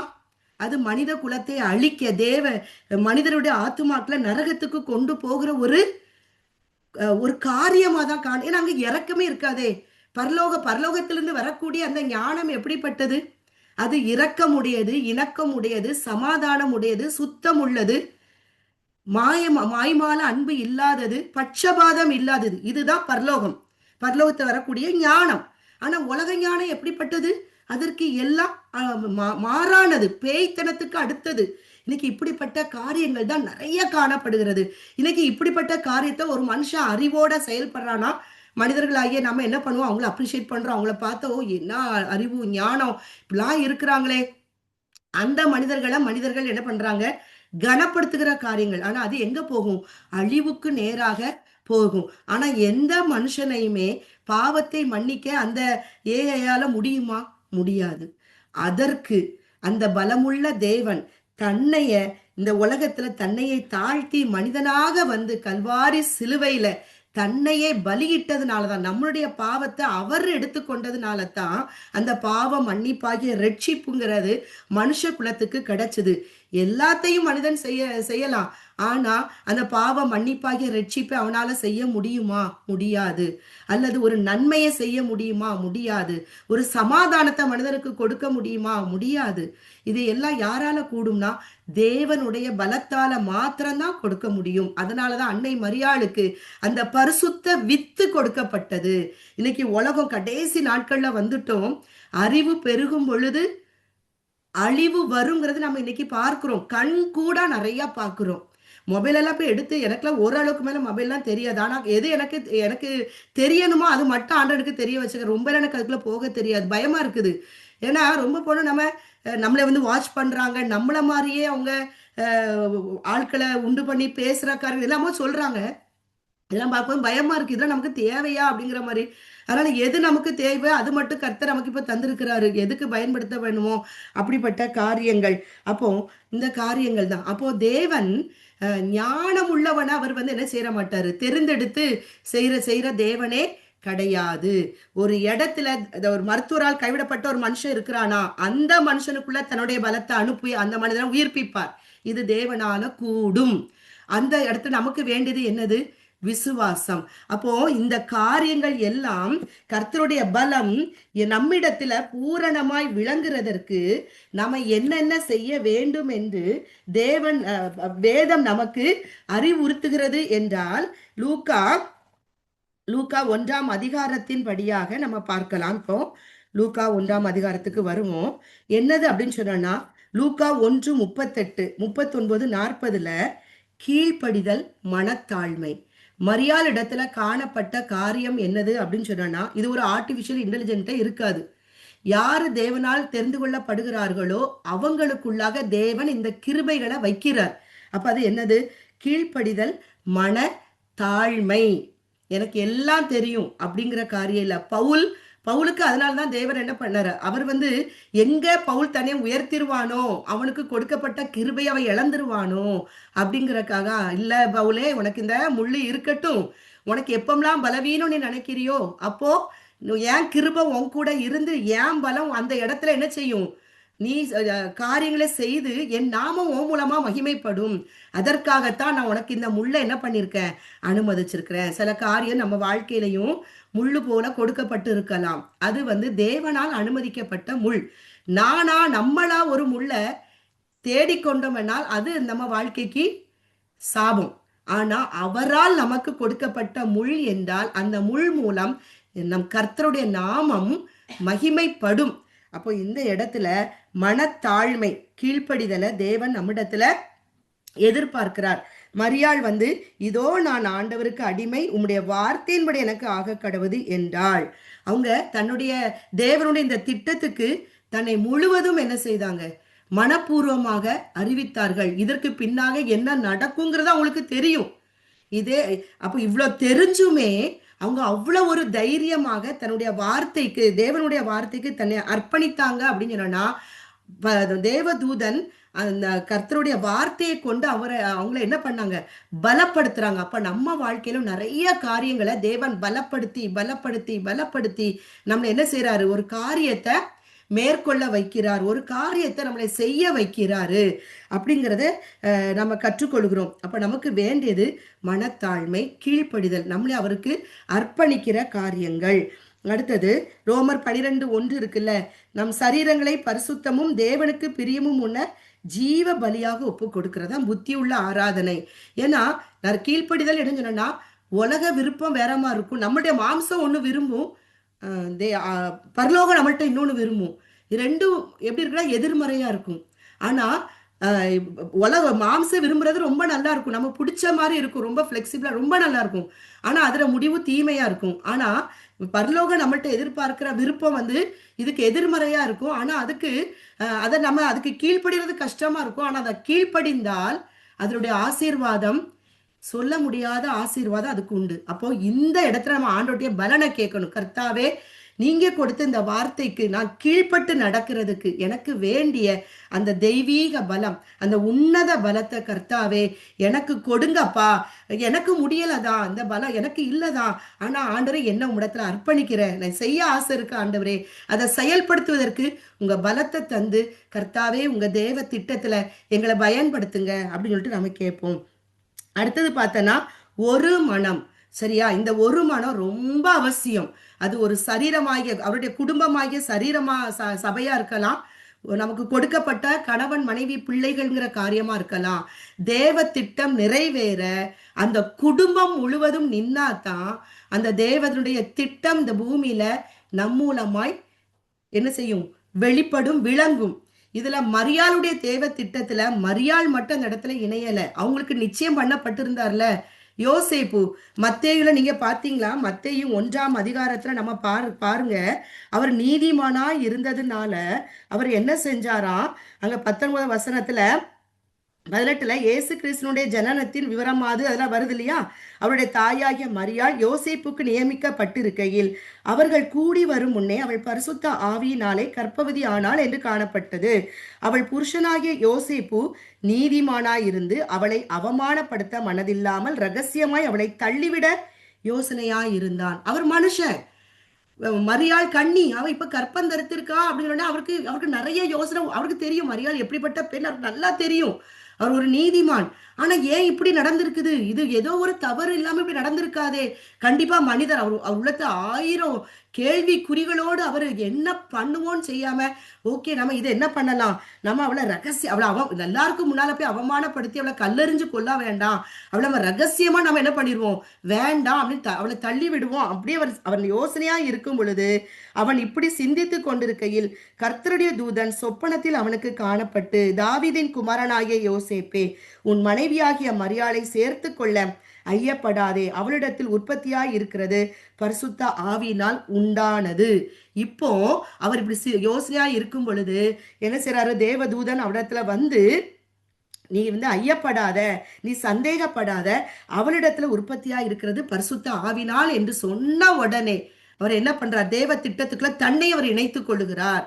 அப்படித்தான் ஒவ்வொரு குடும்பமும் உன்ல மனைவிக்கு சில காரியங்களை தேவன் வெளிப்படுத்துவார், இல்லது கணவனுக்கு ஒரு சில காரியங்களை வெளிப்படுத்துவார், அல்லது பிள்ளைகளுக்கு சில காரியங்களை தேவ திட்டத்தை வெளிப்படுத்தும் பொழுது இந்த இடத்துல கணவன் மனைவி சொல்றத கணவனும், கணவன் சொல்றத மனைவியும், பிள்ளைகள் சொல்றத பெற்றோர்களும், அந்த முழு குடும்பமும் அந்த தேவ திட்டத்துக்கு ஒரு மனதாக தங்களை அர்ப்பணிக்கும் பொழுதுதான் அந்த இடத்துல கர்த்தர் நம்ம வாழ்க்கையில செயலாற்ற முடியும், அவருடைய தேவ திட்டத்தை செய்ய முடியும். அப்ப ஒரு மனதின் ஆவி கண்டிப்பா குடும்பங்களுக்கு வேண்டும் என்கிறது இந்த இடத்துல வலியுறுத்தப்படுகிறது. அப்போ ஒரு மனம், எங்க ஒரு மனம் வந்துட்டோ அங்க ஏறெடுக்கிற ஜபங்களுக்கு பதில் உண்டு. இந்த ஒரு மனத்தை கெடுத்து தேவ திட்டம் நம் வாழ்க்கையில நிறைவேறாதபடிக்கு, அவருடைய சித்தம் செய்ய விடாதபடிக்கு பிசாசு போராடிக்கிட்டே இருப்பான். அப்போ அவனோட போராட்டத்துக்கு நம்ம யாராவது ஒரு ஆள் இதில் நம்ம அவனுக்கு கீழ்பட்டு நடந்தோம்னா குடும்ப சமாதானம் போயிடும், நிறைவேற திட்டங்கள் நிறைவேறாமல் போய்விடும். அப்போ இந்த இடத்துல ஆவியானவர்கிட்ட ஒவ்வொரு நாள், ஆண்டு என் குடும்பத்தை உமக்குள் எங்களை காத்துக்கொள்ள எங்களுக்கு உதவி செய்யுங்கப்பா, அந்த ஒரு மனதின் ஆவி எங்களுக்கு கொடுங்க, ஒருவர் நாங்க கனப்படுத்தணும், ஒருவர் சொல்ற அந்த காரியங்கள் தேவன் கொடுத்த நம் காரியங்களை நம்ம சொல்லும் பொழுது ஏற்றுக்கொள்ளத்தக்கதான மனநிலைய ஒருவருக்கு தேவனை தந்து நாங்க அதை செயல்படுத்த எங்களுக்கு உதவி செய்யுங்க அப்படி நாம என்ன செய்யணும், ஜபத்துல வச்சுக்கிட்டு கேட்கணும். சில குடும்பங்கள்ல 2 பேருமே இணைஞ்சு செய்வாங்க, அந்த காரியங்கள் வேற. சில குடும்பங்கள ஒருவர் ஒத்துக்குருவாங்க, ஒருவர் ஏற்றுக்கொள்ள மாட்டாங்க. அப்படி இருக்கும்போது நம்ம அந்த காரியங்களுக்கு நம்ம ஜெபிக்கிற காரியங்களா காணப்படணும். ஏன்னா அந்த ஒரு மனம் இருக்கிற இடத்துலதான் அவர் வாசம் செய்வார். சங்கீதம் 133 படியாக அங்கதான் ஆசீர்வாதங்கள், நீடித்த வாழ்வுல அங்கதான் இருக்குது. அப்போ இந்த காரியத்தை நம்ம தேவனிடத்துல பெற்றுக்கொள்ளணும். நாம அடுத்தது பாத்தீங்க அப்படின்னு சொன்னா விசுவாசம். ஏற்கனவே சொன்னது போல எபிரேயர் 11 இருக்குது, நம்பப்படாதவைகளில் காணப்படாதவைகளில் எபிரேயர் 11 இருக்குல்ல, விசுவாசமானது நம்பப்படுகிறவைகளில் உறுதியும் காணப்படாதவைகளில் நிச்சயமாய் இருக்கிறது. விசுவாசம் எப்படி இருக்குன்னு சொன்னா, உலகத்தின் பார்வையில ஈஸியா சொல்லணும்னா மனுஷனுக்காக கூடாத காரியங்களா இருக்கும். ஆனால் அவரால் தெரிந்து கொள்ளப்பட்ட பிள்ளைகள் அந்த காரியத்தை நம்பணும், நடக்கும் நம்பணுங்கிறதான் விசுவாசம். அதாவது நம்ம நடைமுறை வார்த்தையில சொல்லணும்னா அதுதான், உலகத்தால் நடக்காதுதான், ஆனா அது தேவனால் நடக்கும். நீ நம்பணும். சூழ்நிலை உனக்கு எதிர்மறையாதான் இருக்கும், உன் சரீரம் எதிர்மறையாதான் இருக்கும். காரியங்கள், சூழ்நிலைகள், மனிதர்கள், சரீர காரியங்கள், உன்னுடைய ஞானம் எல்லாம் எப்படி இருக்குன்னா எதிர்மறையாதான் இருக்கும். ஆனா இந்த இடத்த நீ ஏன் பலத்தை நம்புன அப்படின்னு சொன்னா இந்த காரியம் உன் வாழ்க்கையில நடக்கும். அதுதான் என்னது, விசுவாசம். அதுதான் இருக்குது. நம்பப்படுகிறவர்கள் உறுதியும் காணப்படாதவர்களில் நிச்சயமாய் இருக்கிறது. நம்ம நம்புறதுக்காக ஒண்ணுமே இருக்காது, காணப்படாத காரியமா இருக்கும். நம்ம கண் அந்த காரியத்தை கண்டிருக்காது, ஆனா ஆண்டவர் நீ நம்புன்னு சொல்லுவார். அந்த இடத்த நம்ம நம்புறதுதான் என்னது, விசுவாசம். என் தேவனால இது கூடும், அவரால் செய்ய முடியாத அதிசயமான காரியம் ஒன்று உண்டோ? செங்கடலை பிளந்தவர், மரித்த லாசரு 4 நாள் ஆகி நாறிப்போன லாசருவை உயிரோடு எழுப்பினவர், சாதாரண தண்ணீரை ருசியுள்ள திராட்சை ரசமாக மாற்றின தேவன். இப்படி நிறைய குருடருக்கு பார்வை கொடுத்தவர். நடக்காத காரியம், எல்லாரும் குருடன் சொன்னாங்க, ஆனா அவனுக்கு பார்வையை கொடுத்தார். அவரால் கூடாத காரியங்கள் ஒன்றுமே இல்லை. இடிந்து போல எருசலேம் அலங்க மீண்டும் கட்டப்படுவதற்கு ராஜாக்களுடைய இருதயத்தை எருசலேமுக்கு ஆலயத்துக்கு நேராக திருப்பின தேவன். சுட்டெரிக்கப்பட்ட அந்த தேசத்துல எரேமியாட்ட சொல்றார், நீ அங்க போய் என்ன செய்ய, ஆனதோத்துல உண்ட பெரியப்பா மகன்ட்ட அந்த நிலத்தை போய் வாங்குங்கிறாரு. எரேமியா கேட்கிற ஆண்டவரே சுட்டரிக்கப்பட்டுட்டா நான் போய் அங்க வாங்குறதுல என்ன பிரயோஜனம் ஆண்டவரே கேட்கிறான். எரேமியா கேட்கிறாரு 31. ஆனா ஆண்டவர் சொல்றாரு, மனுஷனால் கூடாது ஆனா என்னால கூடும் அப்படிங்கிறாரு. அது என்ன சொல்றாரு, தேவனால் செய்யக்கூடாத அதிசயமான காரியம் ஒன்று உண்டோ அப்படின்னு கேட்கிறார். வேதத்துல பார்த்தோம்னா எல்லா இடத்திலும் தேவனுடைய பலம் அந்த இடத்துல அசைவாடுனால தான் அந்த வார்த்தை என்ன செய்து செயல்பட தொடங்கினது. அப்போ நமக்கு வேண்டியது என்னது, விசுவாசம். அந்த வார்த்தையை அறிக்கையிடணும். ஆண்டவரே நீங்க என் வாழ்க்கையில இதை சொல்லியிருக்கீங்களப்பா, இந்த வார்த்தை உங்களால செய்ய முடியும்பா, நான் இதை விசுவாசிக்கிற ஆண்டவரே, விசுவாசிக்கிற ஆண்டவரே, உம்மாலே எல்லாம் கூடும் ஆண்டவரே, சர்வ வளமுள்ள தேவன் ஆண்டவரே அப்படின்னு நம்ம அந்த விசுவாச அறிக்கை செய்யும் பொழுது விசுவாசத்தோட கனெக்டடா வரக்கூடிய இன்னொரு காரியம் என்ன தெரியுமா, பொறுமை. ரொம்ப பொறுமையா இருக்கணும். நமக்கு நடக்காது. ஈஸியா வந்து டக்கு புக்கு எல்லாம் உலகத்தை டக்குல இப்படி நடந்து அப்படிலாம் நடக்கவே நடக்காது. அதுக்கு வேண்டிய பொறுமை. ஏன்னா அவர் நம்மளே சோதித்து பார்க்கிறார். இவன் இந்த வார்த்தையில நம்மளே நம்மளே வந்து அவருக்கு பிரியமா பாத்திரமாய் மாட்டுகிறாரு. நித்தியத்துக்கு தகுதி உள்ள பாத்திரமாய் நம்மளை மாற்றணும். ரெண்டாவது, இம்மைக்கும் அருமைக்குள்ள எல்லா ஆசீர்வாதங்களை கொடுத்து நான் எல்லார் கண்களுக்கு முன்பாக மேன்மையா வைக்கணும். இப்ப நம்மளிடத்துல என்ன எதிர்பார்க்கிறாருன்னா பொறுமை. நிறைய இடத்துல பொறுமை இருக்க மாட்டேங்குது. இந்த பொறுமை நமக்கு வேணும் அப்படிங்கிறதுல அவரு ஆசையா இருக்கிறார். ஏன்னா அவர் நீடிய பொறுமை உள்ளவராய் இருந்தார். அப்ப நம்மளுக்கும் அந்த பொறுமை வேணுங்கிறதுல அப்ப இதை நம்ம இதெல்லாம் கிருபை, இது தேவனிடத்துல கேட்டு பெற்றுக்கொள்ள வேண்டிய காரியம். ஏன்னா நம்ம சொல்லிடுவோம் ஈஸியா, ஆனா சூழ்நிலைன்னு வரும்போது பொறுமையை இழந்துதான் போகிறோம். வார்த்தை சில நேரத்துல அவிசுவாசமா இதயத்துல வருது, நம்ம இதயத்துல அதுக்கு எதிர்மறையான எண்ணங்கள் வருது, நம்ம அப்புறம் அப்செட் ஆயிரும், நமக்குள்ள முறுமுறுப்புகள் சில வந்து சின்ன வார்த்தையை ஏதாவது ஒண்ணுமா சொல்லதான் வந்துருது இல்ல. அப்ப ஆண்டவரே இந்த இடத்துல எனக்கு பொறுமையை தாரும், விசுவாசத்தை தார ஆண்டவரே, இந்த வார்த்தையை உயிர்ப்பீங்க, சொன்ன வாக்கு தத்துவத்தை உயிர்ப்பீங்கப்பா, உயிர்ப்பீங்கப்பா அப்படி நம்ம என்ன செய்யணும், அவரை அமர்ந்துக்க விடாதபடிக்கு அவரை என்ன செய்யணுமா, நம்ம அவரை வந்து நம்ம அவர்கிட்ட நம்மளுடைய காரியங்களை நினைப்படுத்தி கொண்டே இருக்க வேண்டிய காரியம் விசுவாசம். அப்ப அந்த விசுவாசம் எப்போ வரும்னு சொன்னா ரோமர் 15:13 யாரா வாசிக்கிறீங்களா? ரோமர் 15:13.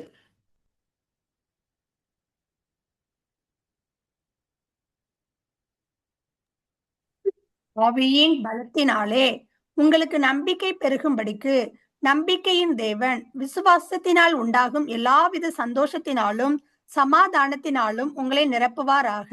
ஆமென். ஆமென். அப்போ அந்த விசுவாசம் எப்ப வரும்? பரிசுத்த ஆவியின் பலத்தினாலே. பரிசுத்த ஆவிங்கிறது என்னது? வார்த்தையின் பலன். நமக்கு ரோதமா நெகட்டிவ் வார்த்தை பொழுது நம்ம அந்த ஆவி வார்த்தைக்குள்ள ஓடிடணும். ஆண்டோட சமூகத்துக்குள்ள ஓடி ஆண்டவர்கிட்ட அந்த பலத்தை, ஆண்டவரே வார்த்தையை கொடுங்கப்பா, இப்படி சொல்றாங்களே, இப்படி நடக்குதே, டாக்டர் இப்படி சொல்றாங்களே, மனிதர்கள் இப்படி சொல்றாங்களே, நான் என்ன பண்ணுவேன் அப்படின்னு சொல்லும் போதுதான் அந்த வார்த்தை பலத்தினால், வார்த்தைக்குள்ள என்ன இருக்கு? ஜீவன் வல்லமை இருக்குது. அப்ப அந்த பரிசுத்த அந்த பலன் நம்ம சமூகத்துல போய் ஆணுடைய வார்த்தை நம்ம போகும்பொழுது நமக்கு வேண்டிய வார்த்தையை தந்து நமக்கு என்ன பண்ற, நம்பிக்கை நம்ம இடத்துல பெருக்கிறார். நம்முடைய நம்பிக்கை பெருகும் பொழுது அதுல என்ன உண்டாகிறது? விசுவாசம் உண்டாகும் பொழுது நம்ம கண்ணீரோட கலக்கத்தோடு சமூகத்துல போன நம்ம எப்படி எழும்புவோமா? சந்தோஷத்தினாலும் சமாதானத்தினால் நிரப்பப்பட்டவர்களாய் எழும்புவோம்.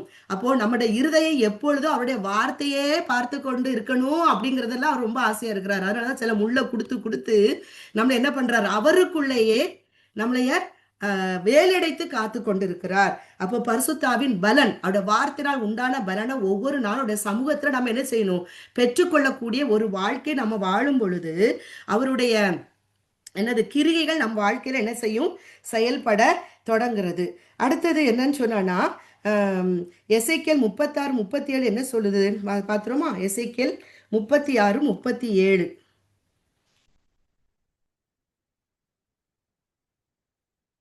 யாரோ ஒரு ஆள் வாசிங்க.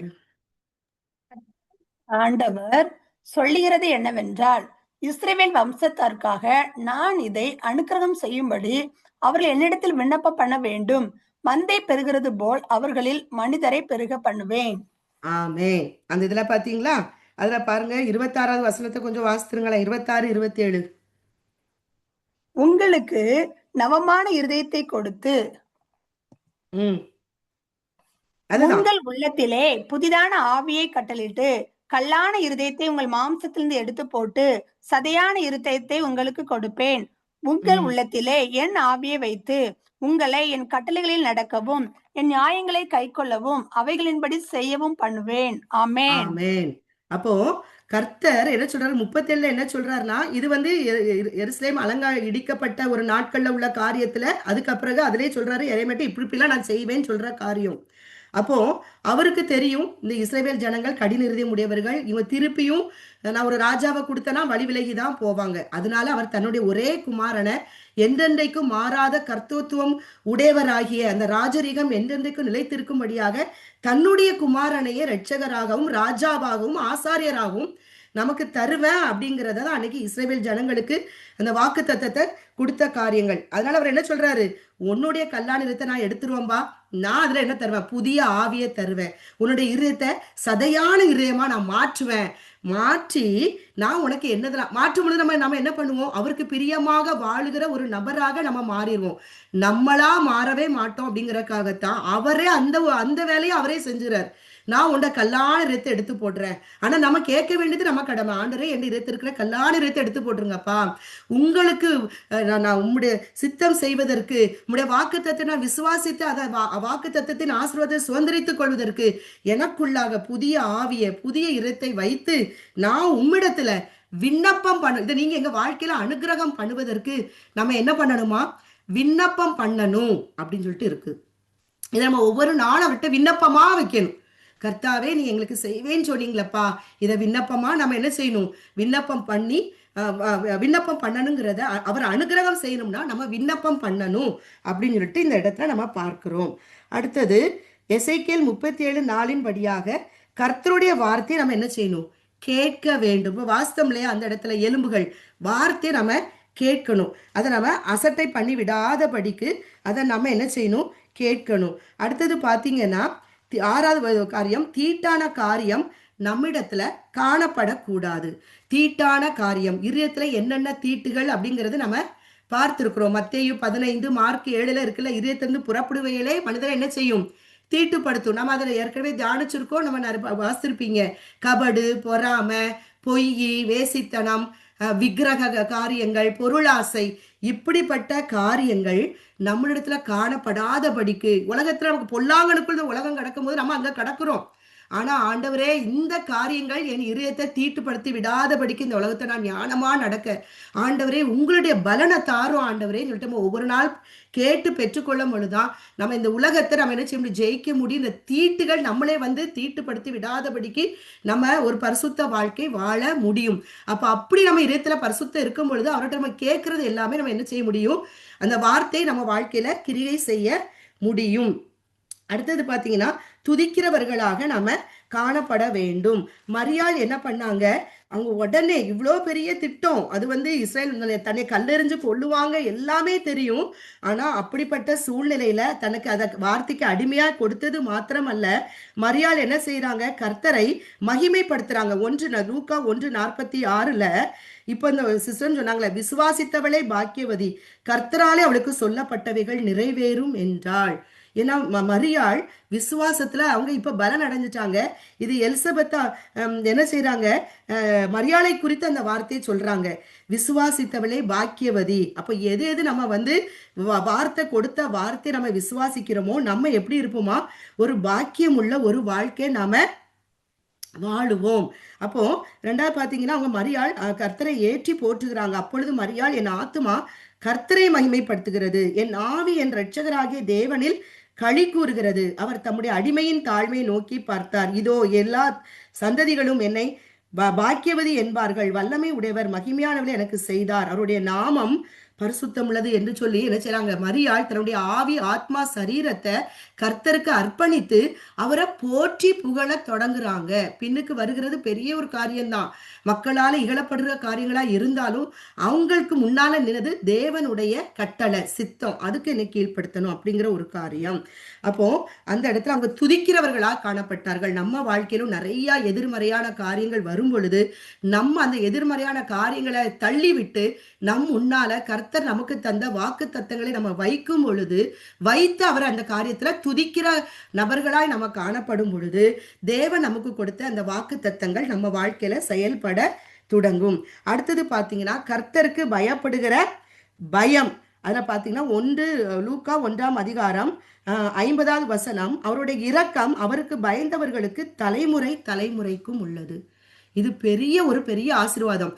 கர்த்தருக்கு பயப்படுற பயம் என்னது? ஒரு பொக்கிஷம் சொல்லிட்டு ஏசாயால காணப்படுகிறது. நம்ம எல்லா இந்த ஒன்றை மட்டும் கர்த்தர்கிட்ட நம்ம கேட்டுட்டோம், நமக்கும் நம்ம பிள்ளைகளுக்கும் சந்ததிகள் தலைமுறைகளுக்கு, ஆண்டவரே நாங்களும் எங்கள் பிள்ளைகளும் எங்கள் சந்ததிகள் தலைமுறைகளும் உமக்கு பயப்படுற பயம் எங்களுக்குள் காணப்படட்டும், இது ஒண்ணு கேட்டோம் அப்படின்னு சொன்னா மற்ற எல்லாம் கூட கொடுக்கப்படும். அது என்னன்னா தேவனுடைய நீதியை தேடுகிற காரியம் அது. அப்ப கர்த்தருக்கு பயப்படுற பயம் வந்தாலே நம்ம ஸ்டெடியாயிருவோம், சரியாயிருவோம், எது செய்யணும் செய்ய மாட்டோம், பகுத்தறிந்த காரியங்கள் கர்த்தருக்கு பிரியமானதை செய்யற காரியங்களா மாறிடுவோம். அவர்கள் சித்தம் செய்யற நபர்களா மாறும் பொழுது அது என்னது? தலைமுறைகளுக்கு அது என்ன செய்து? தலைமுறைகள் கர்த்தருக்கு பயந்தனுடைய தலைமுறை அவர் ஆசீர்வதிக்கிறார். அப்போ இந்த கர்த்தருக்கு பயப்படுகிற பயம் பெற்றோர்களாகிய நமக்குள் காணப்படணும், நம்ம பிள்ளைகளுக்குள்ள காணப்படணும். இப்படி காணப்படும் பொழுது கர்த்தர் நமக்கு சொன்ன வாக்கு தத்தங்கள் செயல்படக்கூடிய காரியங்களாக அது மாற்றப்படும். இன்னைக்கு நம்ம வாழ்க்கையில இது எப்படி ஆகும் என்று நம்ம கேட்கிற ஒவ்வொரு கேள்விகளுக்கும் மனுஷால் கூடாத காரியங்கள் தேவனால் கூடும், தேவனால் செய்ய முடியாத அதிசயமான காரியங்கள் ஒன்றுமே இல்லை. அப்போ இது எப்படி ஆகுங்கிற காரியத்துல தேவனுடைய பலத்தால் மாத்திரம்தான் ஒரு மதிலை நம்மளால தாண்ட முடியும். அவர் பலத்தால தான் எல்லா காரியங்களும், நடக்காத காரியங்கள், கிரகிக்க முடியாத காரியங்கள் ஆனது நடக்கும். அப்போ இன்னைக்கு நம்ம வாழ்க்கையில எவ்வளோ காரியங்கள் இருக்கலாம், எல்லாவற்றையும் அவருடைய சமூகத்துல கொண்டு நிறுத்தி அவருடைய பாதத்தை நமக்கு எஞ்சி அவருக்கு பிரியமான செயல்படத்தக்கதான காரியங்களை நம்ம வாழ்க்கையில நம்ம அதை செயல்படுத்தும் பொழுது கண்டிப்பா அந்த காரியங்களை அவர் அனுகூலமாக்கி தந்து கர்த்தருடைய நாமம் நம் மூலம் பிள்ளைகளின் மூலம் அவர் மகிமைப்படும்படி செய்வார். கர்த்தருடைய நாமம் மாத்திரம் மகிமைப்படட்டும். ஆமேன்.